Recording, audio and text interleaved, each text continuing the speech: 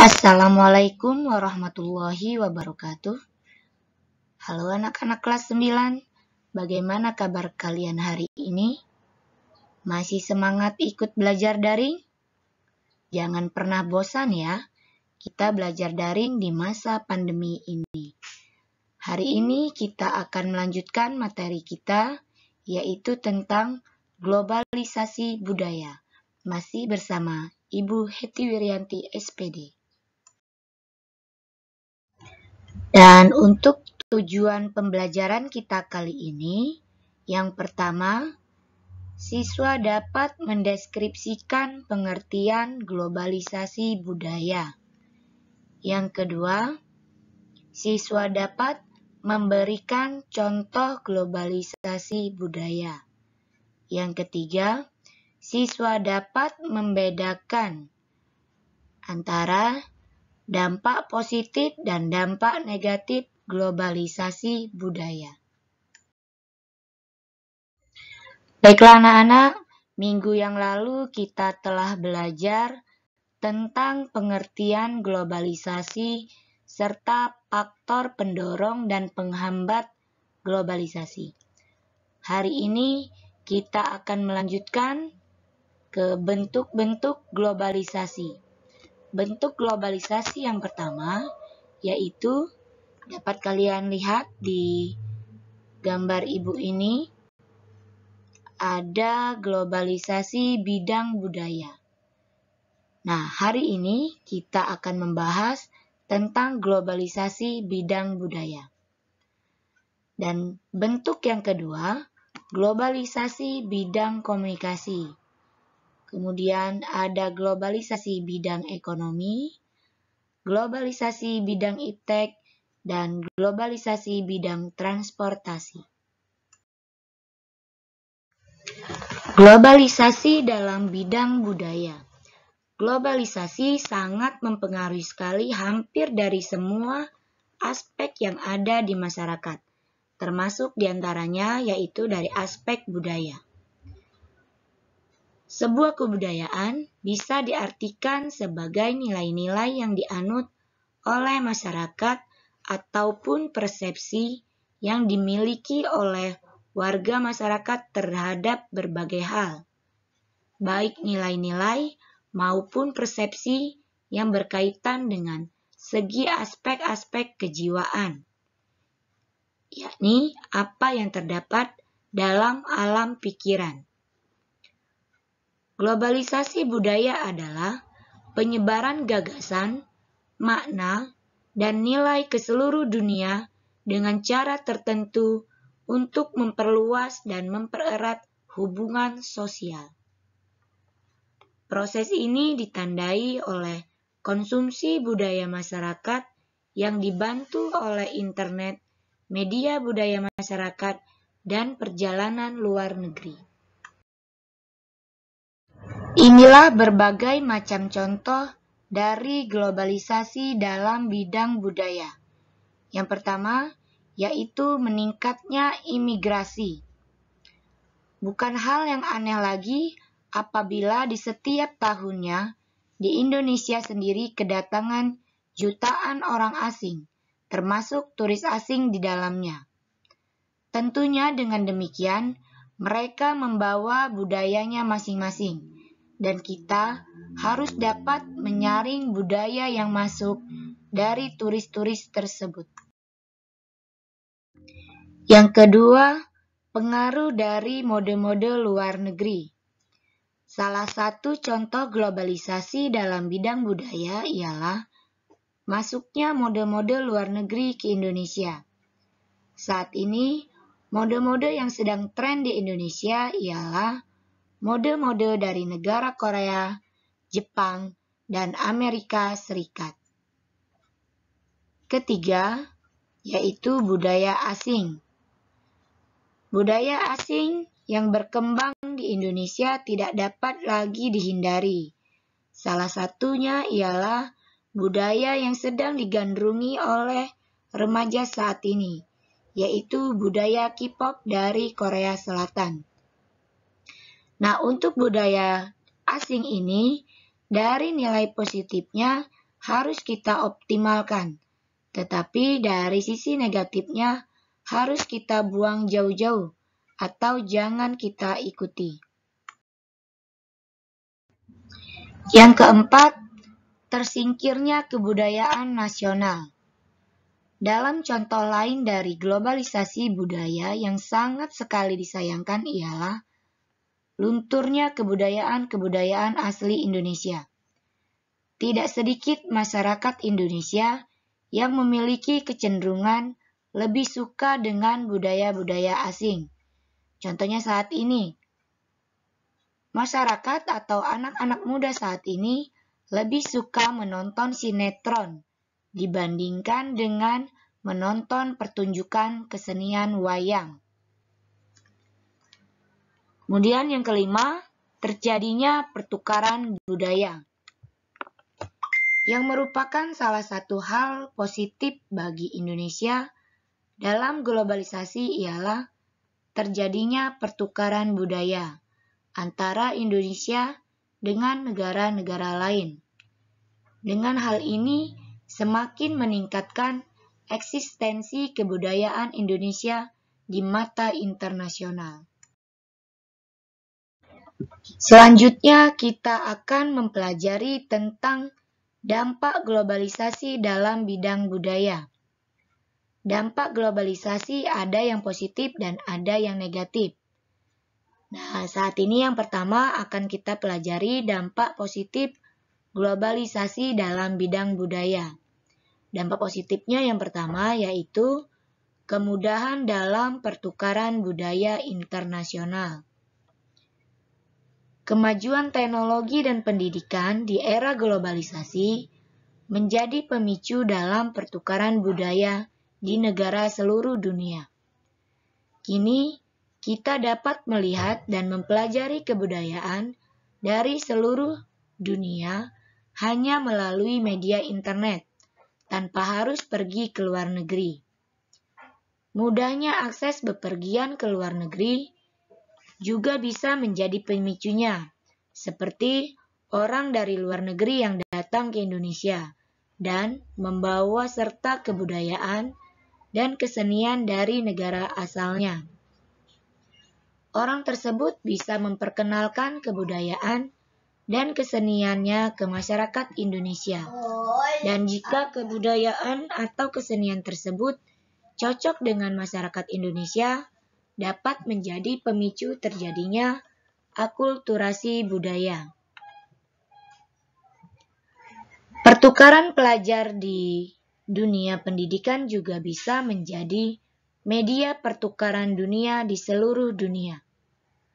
Pelajar yang berkesempatan ke luar negeri bisa mengajarkan kebudayaan atau kesenian dari negara asalnya, sekaligus mempelajari kebudayaan dan kesenian dari negara lain. Tentu hal semacam ini bisa memberikan dampak melek budaya bagi setiap orang dan bisa menumbuhkan sikap toleran antar umat manusia. Dengan adanya sikap toleran, tentu akan menumbuhkan rasa solidaritas antar bangsa di dunia. Dampak positif yang kedua, yaitu menjunjung tinggi pelaksanaan HAM. Pemikiran masyarakat yang maju di era globalisasi ini membuka pikiran akan kepedulian terhadap kasus-kasus kekerasan hak asasi manusia atau HAM di berbagai belahan dunia, seperti kasus kekerasan di negara-negara Afrika. Selain itu, berbagai konflik di planet bumi yang dilatar belakangi oleh perebutan wilayah dan sumber daya alam menjadi pemicu kepedulian dalam hal kemanusiaan, karena konflik-konflik tersebut memakan korban yang tidak sedikit. Hal ini mendorong solidaritas dari berbagai negara untuk mewujudkan pengakuan HAM bagi seluruh manusia di seluruh dunia tanpa terkecuali, baik di negara maju maupun di negara berkembang. Hadirnya globalisasi akan menghubungkan seluruh bangsa dan negara menuju ke sebuah tatanan kehidupan baru yang bercita-cita mewujudkan perdamaian dunia. Dampak positif yang ketiga yaitu memicu pembaharuan kesenian. Hadirnya berbagai tontonan dan hiburan baru yang lebih modern di era globalisasi berimbas pada redupnya kesenian-kesenian tradisional, khususnya kesenian di Indonesia. Minat masyarakat yang menurun disebabkan oleh pengaruh budaya luar yang lebih diminati dan kebosanan masyarakat akan hiburan tradisional di Indonesia. Tentu hal ini menjadi masalah besar bagi pelaku kesenian di Indonesia, karena perlahan dapat mematikan kegiatan seni tradisional di Indonesia. Namun demikian, redupnya eksistensi kesenian tradisional di Indonesia ini menjadi pemicu bagi beberapa pelaku seni di Indonesia untuk melakukan pembaharuan bagi kesenian tradisional Indonesia. Pembaharuan kesenian ini pun sangat beragam, tergantung dari siapa pelakunya. Misalnya, musik gamelan yang dipadukan dengan musik modern atau orkestra. Tari-tari tradisional yang dikemas ulang dengan pemangkasan alur cerita, penyegaran kostum, dan pembaharuan gerak yang diadaptasi dari gerak tari tradisional, serta pertunjukan wayang yang memadukan sisi tradisional dan teknologi. Perkembangan zaman tentu harus disikapi dengan bijak oleh pelaku seni di Indonesia, karena jika tidak mengikuti perkembangan zaman, maka pelaku seni tersebut akan meredup dengan sendirinya. Yang keempat yaitu mendorong penyetaraan gender. Majunya pola pikir manusia di era globalisasi mendorong terciptanya kesetaraan gender di masyarakat. Wanita yang awalnya selalu dinomorduakan dalam kehidupan, kini sudah mendapat pengakuan. Penyetaraan gender menjadi isu sosial yang positif dari dampak globalisasi di bidang sosial budaya. Wanita kini tidak lagi dipandang sebelah mata dan tidak hanya dipandang sebagai objek, melainkan wanita mempunyai peran yang sama dengan pria dalam kehidupan sehari-hari. Penyetaraan gender ini memicu wanita untuk berkarya dan berkarir dengan leluasa. Bahkan, wanita kini bisa menjadi kepala daerah maupun presiden. Ya anak-anak, masih ingat nggak? Atau tahu nggak kalian siapa wanita pertama yang menjadi presiden di negara Indonesia? Tahu ya? Ya, wanita pertama yang menjadi presiden di Indonesia adalah Presiden Megawati Soekarno Putri. Dampak positif yang kelima, yaitu sektor pariwisata semakin berkembang. Globalisasi memberi dampak positif bagi sektor pariwisata, karena dengan kemajuan teknologi, pariwisata dapat dipromosikan dengan mudah, cepat, dan murah.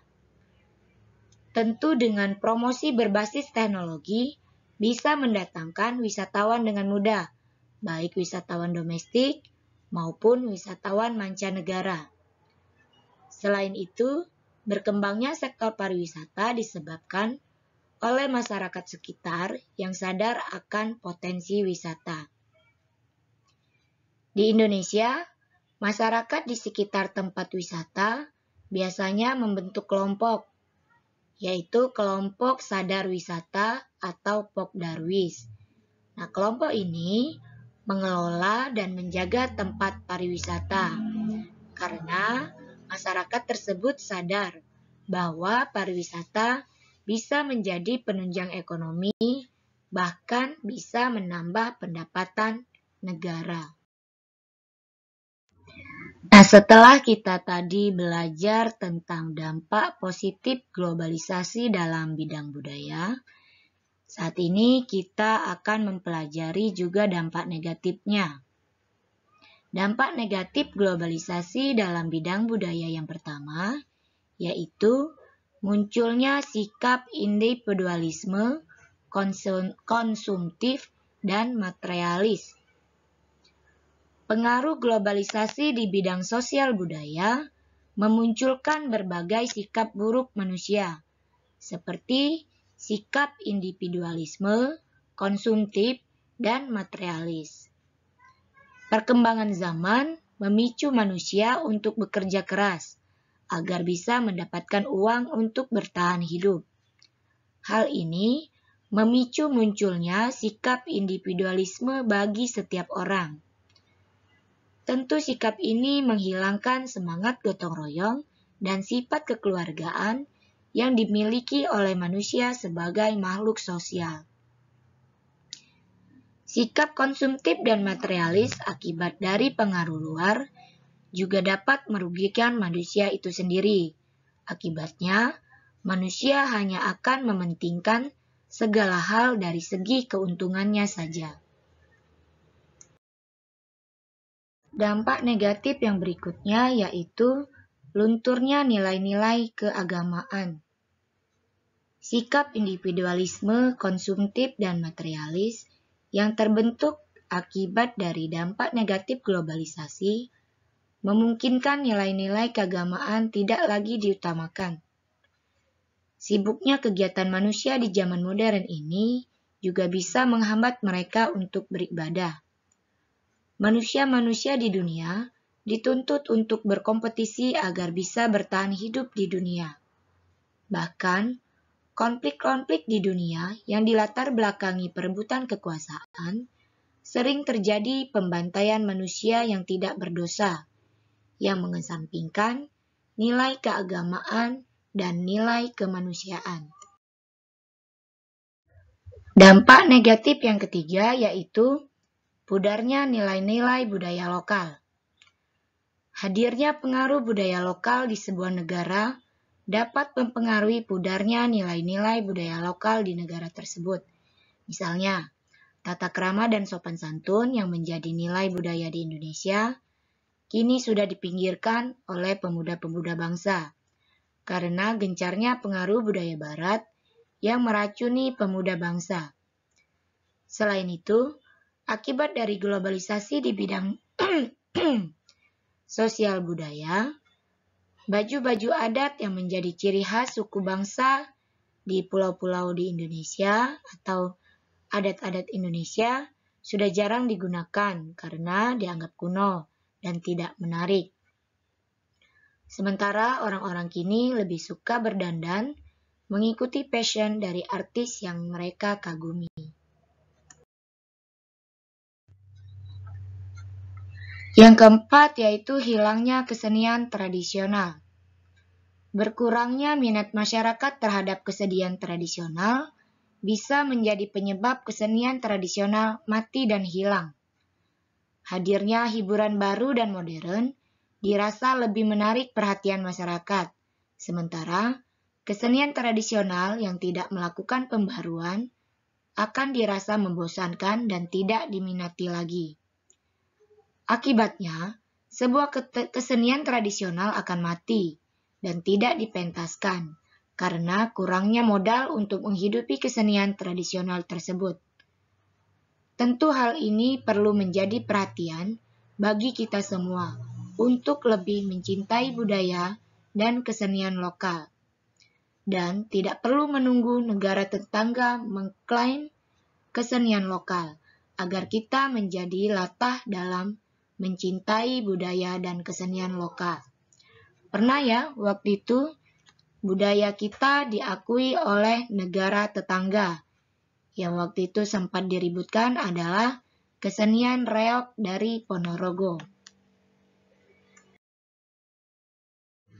Dampak negatif yang berikutnya yaitu rusaknya moral masyarakat.